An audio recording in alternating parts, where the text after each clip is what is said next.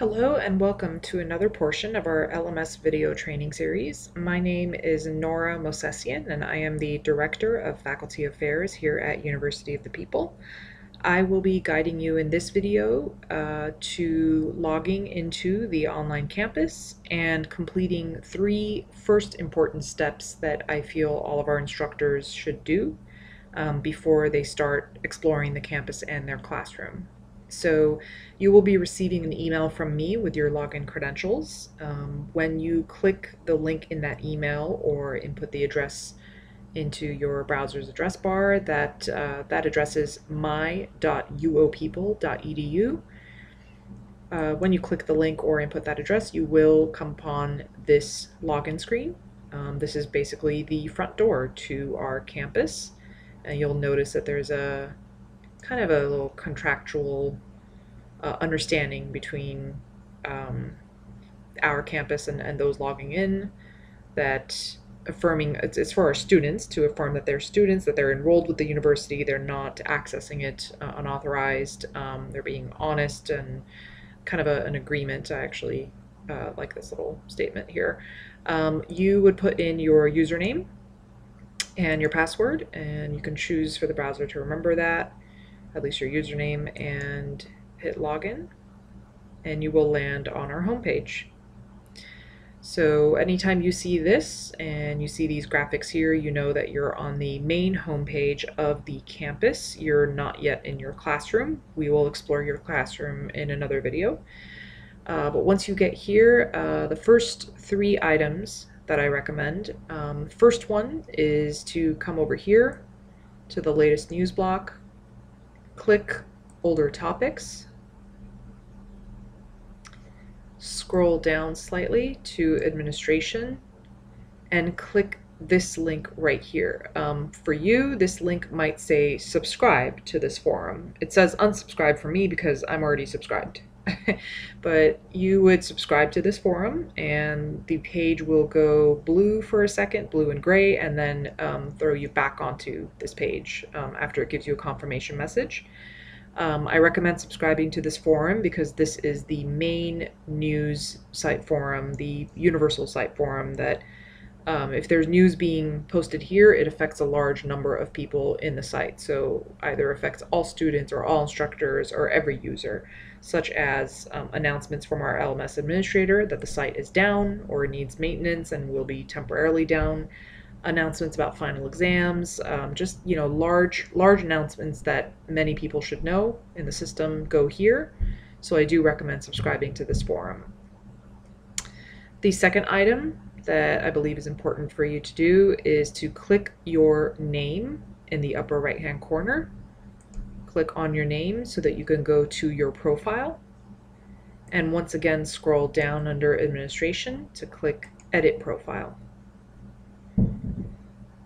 Now, many of the fields here are already going to be set in the recommendations that I think are best for our instructors, but I will briefly go through them to kind of teach you what they mean and why I've set it this way. The first three columns are actually you cannot change yourself. So if there does need to be a name to that, or I'm sorry, if there needs to be a change to that, I would handle. The first one that you may change is email display. I don't recommend hiding from your email address from everyone because that makes it very difficult for your students to contact you, and we need students to be able to email you. Allow everyone to see, that's fine. You can change it to that. Some people don't like it. Some instructors sometimes get contacted by other students not in their course, so I just stick with the default, allow only other course members to see my email address. This means that any one time that you're enrolled with students or a fellow instructor somewhere, those are the only people that can see your email address. So the people that see you in a participants list that they're also a part of, then they can see your email address. So that's kind of the perfect balance between the two, I think, and that's what I set. Your email format will be pretty HTML.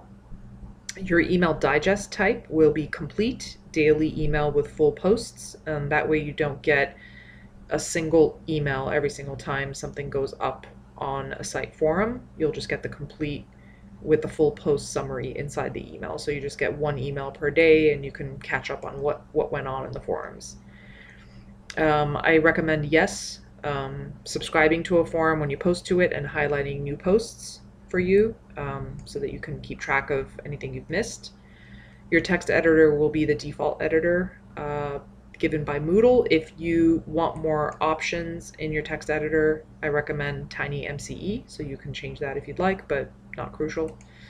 And your city, town, and country will be populated, and your time zone will be the same as UO people time. So server's local time is just another way of saying UO people time.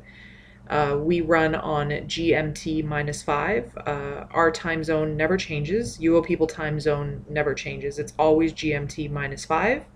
It just seems like it changes because we do daylight savings. So right now it seems like it's central time, but it's because we're ahead one, like out here in the Pacific time coast, but in the time zone. But it is GMT -5 without fail. Some students will try to argue this with you based on what they see in their own time zone, but even if you were to change this to reflect your own time zone, it changes your modules, but it does so, it still gives you the same deadlines that you would have had if you were in another time zone. So the modules change to help you get your assignments in on time. This is for students, so not applicable to you. I think most instructors are fine with leaving it as server's local time. There is a clock in the upper left-hand corner of every course that always displays UO people time. And I think what happens is students confuse themselves and they think that that clock is reflecting their own time zone. And so they kind of cross-reference their module times with the clock times, but that's not correct. They have to stick with UO people time, GMT -5. And that sometimes, yeah, it confuses them because depending on what's going on with daylight savings, it can either be Eastern or Central. And right now it's kind of Central. Preferred language English, preferred theme default, and this is where you can write a little bit about yourself and upload a picture right here. And the rest of these are optional. When you're done, update profile. Scroll back down to administration, and the third step of what I wanted to show is click messaging. This is also a screen I just want to kind of recommend best practices. This is for the messaging system that appears inside Moodle, so it's not your email, because your email is in Outlook webmail, but this is an internal messaging system that's inside Moodle. But it does have the option to forward to your email. When you're logged in, I recommend a pop-up notification, but when you're offline, I recommend an email. So the system has your email address, so if a student sends you a message while you're not logged into Moodle, it'll come into your email. That's what I recommend. So pop up while you're in, email while you're out. Everything else, I recommend just unchecking these and just checking email for all of them. You will not be getting that many emails. These options are all turned off, or we don't use them, or they don't apply to you. So just go ahead and click email, or even unclick if you like. It won't make a difference. When you get down to the very bottom, you could just do email all across. Right here, you can leave this blank and it will send it to your UO People account, and I do recommend that. I don't recommend email notifications going to a personal email address of yours because it's very tempting to just hit reply and start communicating with your students through a personal email address, which I don't recommend and I discourage.